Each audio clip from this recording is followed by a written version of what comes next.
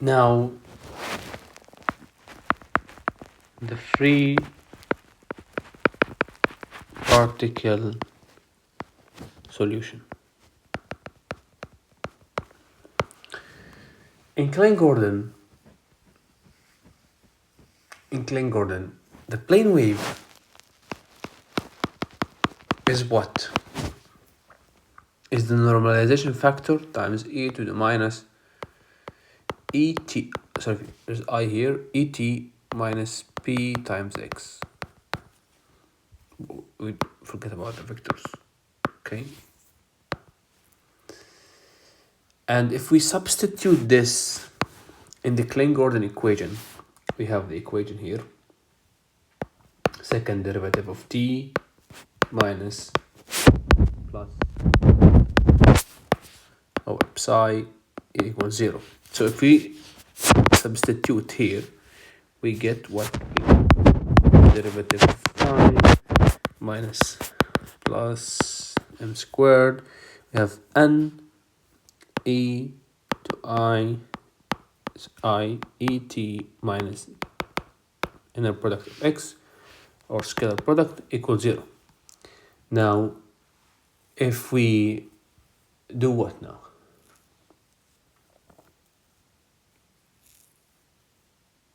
Okay, we have to apply the derivatives, but we have to distribute, okay, over this. So we take the derivative of the second, so 2 here, for the e minus I e t, because this doesn't count on t, so we forget about it. And the derivative of this is minus e, there's I here, minus e dot e small, and we get the same function again. And it's second one, no, sorry, okay, I got something wrong here. This is the first derivative, and the second derivative will be minus e squared e minus I e t. Okay, and now let's take the Laplacian for it. For e I p x, Laplacian is for the spatial term, so it won't count on the time. And the squared, the second derivative of ipx, is equal minus p squared times e ip dot x. Okay, if we substitute everything in the equation, we will get what? We will get that minus e squared plus p squared, you do the algebra, over psi is equal 0. And that means for a non-trivial solution, if psi does not equal 0, that means e squared is equal p squared plus m squared, and e is equal plus minus p squared plus m squared, which is another term, it's a plus minus ep, we call it e sub p. Now someone gonna say, okay, we neglect the minus solution, the negative solution, because it doesn't make sense. No, we don't do that anymore. You're a master level physics student, and negative means stuff, unfortunately. So yeah, it means something. It does. What does it mean? I mean, Klein-Gordon didn't, okay, he said some explanations, but what it actually means, that the explicit solution, we know that the explicit solution should be the plus AP, right? So the wave function, as we did before, is normalization minus I, and we have et minus b times x, and that's it. But if e equals minus ep, that means we have what I'm doing, the minus explicit solution here, which is ne to what now? Minus I minus et and minus p dot x, which is equal. I don't like to write a lot of expressions, so let's get it directly. Let's invoke the minus. So we got I et plus p dot x. So here you can see what we have, right? So we have two solutions now. Okay. What is px? Px is ept minus px. You can say it as a vector, whatever, because this is not a vector. Everything here is a vector, okay? I just didn't want to put a vector. Now this is for Klein-Gordon. So Klein-Gordon show us that we have two solutions, positive and negative solution. Okay, what about dirac? Okay. At rest, remember, we are working with what? We are working here with a free particle solution. This is from the lecture before, so don't worry. You can watch it. But at rest, we have no momentum. That means momentum is 0. And the Dirac equation is simply, because we said what is Dirac equation before, but if the particle was at rest, let's take what is Dirac equation. Dirac equation is I partial psi over partial t, right, equals what? Why I don't get this. It equals what? Equals alpha times p plus beta psi. So if p equals 0, that means the equation become what? Partial psi over partial t equal beta psi. Correct? And beta, we said before, is the diagonalization of identity with minus. So it's like diagonalization of 1, 1, minus 1, minus 1, right? And we know that the psi here is a spinor, so I partial of partial t over all the spinors here on the wave function is equal what? And beta, we can say, okay, 1, 1, minus 1, minus 1. Sorry, that's wrong, because we have to say 1, 1, minus 1, minus 1 times psi 1, psi 2, psi 3, and psi 4. Okay, let's just put some highlight here not to mix it up, okay? And if we did that, we will have what? Each component, we will have I psi dot, or the partial psi 1 equals what? 1, 1. So which is plus psi 1, right? And the second one of 2 is also plus, but I don't like to write a plus, psi 2.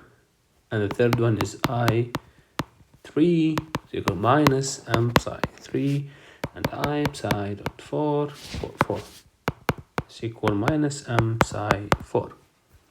And each one of these is we have here the energy is equal m. Here also the energy is m. Here the energy is minus m, and here the energy is also minus m, because we are saying at rest. Okay, so there is no movement, there is no p. So the and what?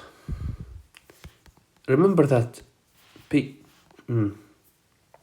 Remember that what? Remember that we here the wave function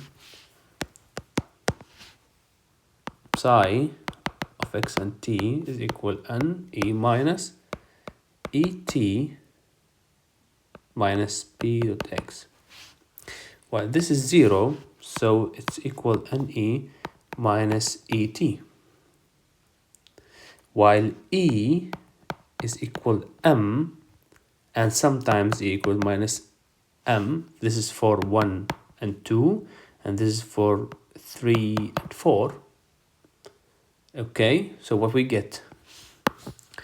We get that psi 1 is e, the solution, I mt 1 0 0 0, and psi 2 is e also minus m t 0 1 0 0,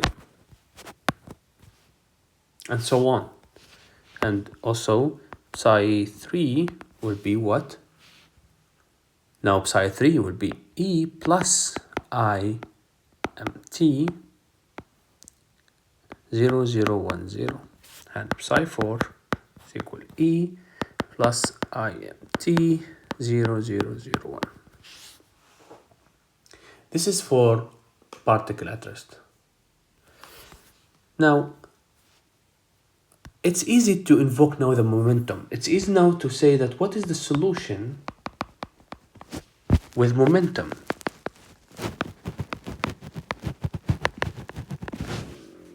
When p actually is equal p in the z direction, right? So now the Hamiltonian back to be alpha p, alpha is in the direction of z, plus beta m. So the Dirac equation now is full. Dirac equation, yeah, I said it correctly. I thought I said Schrodinger, okay. So the Dirac equation now, this one. Oh, oops. No. Okay. Is this. All of this. Okay. And what we get here is the full matrix element. Full matrix form. The full matrix form is the following. I am not going to show the derivations, but you can do it. And the derivation is actually, we have m in the diagonalization, mm minus m minus m, and m0. I will show you how to recognize it. So you start with this. Okay, and you draw an imaginary line here in your mind. Everything here will be minus, and everything here will be plus. And you do what? You say m, you always put 0, and then what? P, and then what? 0. You came here. Now you have 0, so you start with 0. M, but after m0, what is here? P, but here's minus, so minus p. You go back. You see, we started with minus p. We finished with minus p. What we start with? Minus p, but it's plus, so it's p, and then 0, and then minus m, and then 0. We finish with 0, start with 0, and what we have here under this line is minus p, and we have 0 here. All right, I'll just clean this I want it to be here. And okay, no, okay, I don't want to be here. And we have now u1, u2, sorry, u3 and u4 is equal a u1, u2, u3 and u4. And this actually give us the solution of what? Now, if we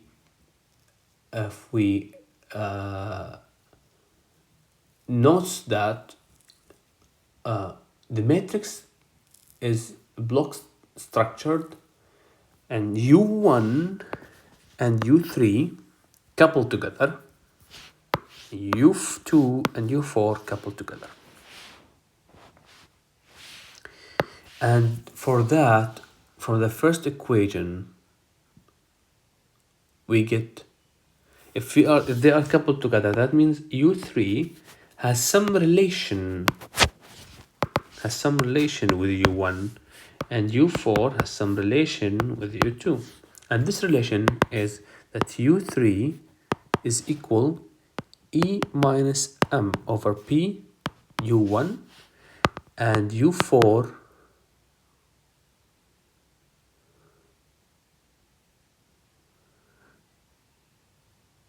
okay, wait, let's just go, okay, let's go back. Let's finish this one. And if we substitute in the second, what we get? Because from this equation we get that if we multiply, I get m u1 from this matrix, sorry, plus p u3 is equal e u1. And the second equation is that p u1 minus m u3 equal e u3. So now this relation becomes this. If we substitute in the second equation, which is this one, we get what? We get that p squared u1 minus m times e, I have to use parentheses, e minus m u1, I don't know why I write like this, equal e times e minus m u1.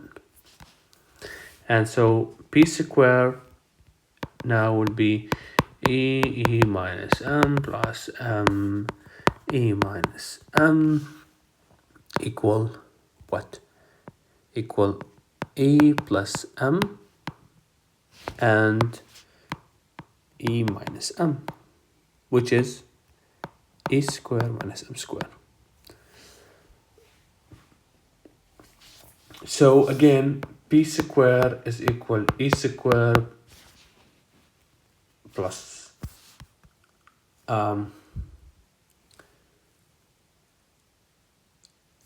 yeah, that's true, plus m square, because from this equation we get that p square is equal e square minus m square. If we change, we get this relation. So again, dirac equation respect relativity, special relativity. So now, what is the solution of dirac equation with the momentum? Now, again, E here is equal minus, plus minus EP. Correct? Yep. And if we want to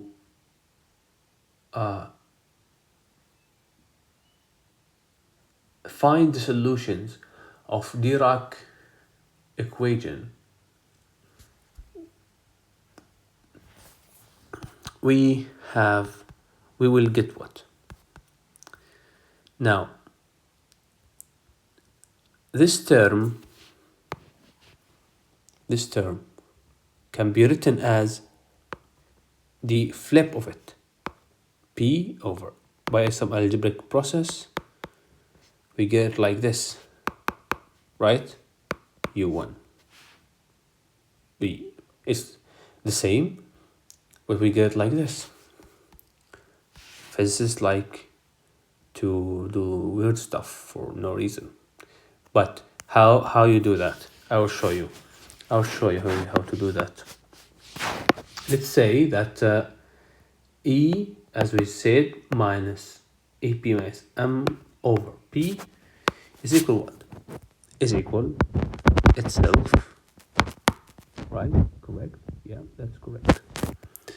And if we multiply by EP plus M over EP plus M, which is basically 1, we get EP squared minus M squared over P. This is P, sorry. And here we have EP plus M, correct? Right? EP minus M is actually what? Is actually P squared over what? Over P, EP plus M. We get this with this, and we end up with P over EP plus M. Okay? So the solutions for positive energy,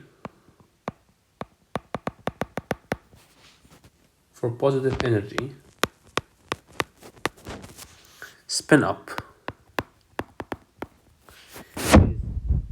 U. So we split the screen to 2. So, and this is for spin up, positive energy. That means U plus for energy and right for spin up. You can say it like this. Of P is equal, the normalization factor, doesn't matter, 1, 0. And what? Because this equation is coupled between the 1 and the third. So 1, 0, P. I'm explaining it like it's a puzzle. Just you can remember it.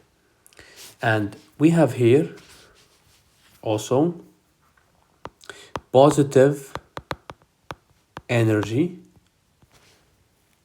but spin down.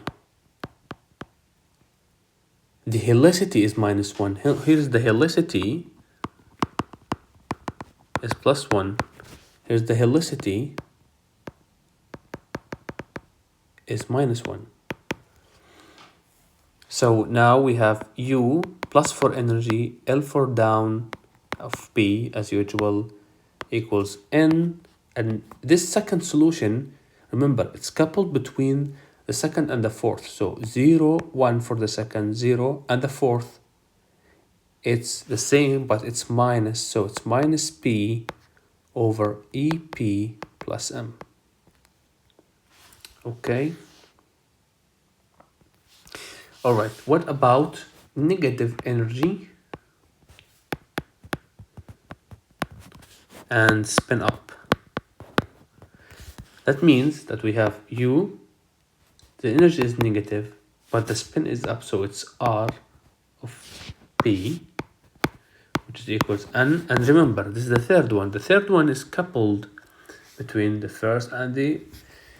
So we have 0 for 1 here, 0, and above we have minus because the energy is minus EP plus M. And for negative energy, spin down, again, it's what? It's U minus left of P, normalization factor, and it's the fourth one, so the 1 would be here, 0, we have 0 here, and for positive energy, sorry, for negative energy, we Okay. Okay, it's here is my the minus here is for the spin down, because the helicity is -1. For the negative, the third negative is minus, and here is plus over EP plus M.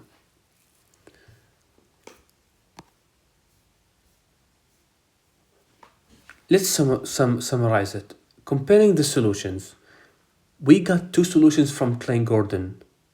The two solutions from Klein-Gordon, we got two solutions. So Klein-Gordon give us two solutions. EP was equal, so plus minus EP is equal E.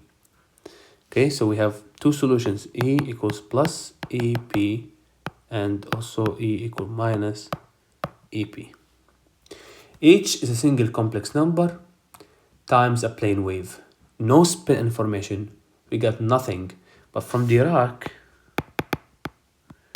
we get four solutions. Why? Because we have, again, E, same as Klein-Gordon, plus minus EP, but each one come with even spin up or spin down. So we have plus AP spin up, plus EP spin down, minus EP spin up, minus EP spin down. The upper components dominate if energy larger than 0 and or lower than 0 and contain spin information naturally. Okay, so that's almost everything about Dirac and Dirac solutions for everything we said before. So thank you for watching. See you next time.